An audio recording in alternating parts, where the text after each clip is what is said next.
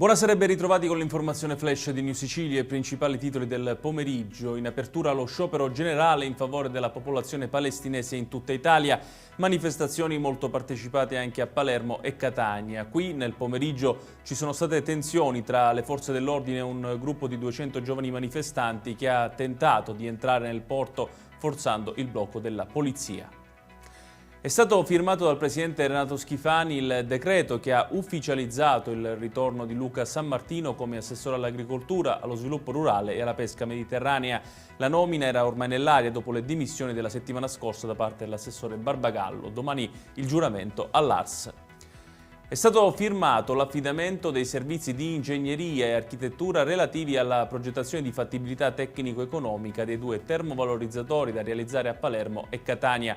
Entro 5 mesi i progettisti che si sono aggiudicati la gara da 22 milioni di euro dovranno depositare il loro lavoro. I carabinieri hanno arrestato un quindicenne di Partinico nel Palermitano per estorsione ai danni di un coetaneo. Il giovane ha rubato il motorino alla vittima per poi chiedergli i soldi in cambio della restituzione. Il quindicenne è stato fermato mentre intascava il denaro e portato nell'istituto per minorenni di Malaspina. Chiudiamo con il meteo, prima giornata autunnale domani in Sicilia dove insisteranno nubi e piogge sparse su tutto il territorio regionale. La Protezione Civile ha diramato allerta gialla nelle province di Trapani e Palermo. Le temperature subiranno un decremento nei valori minimi. Ed è tutto per questa edizione, tutti i dettagli su queste notizie li trovate come sempre sul nostro sito www.newsicilia.it. Grazie per averci seguito e buon proseguimento di serata.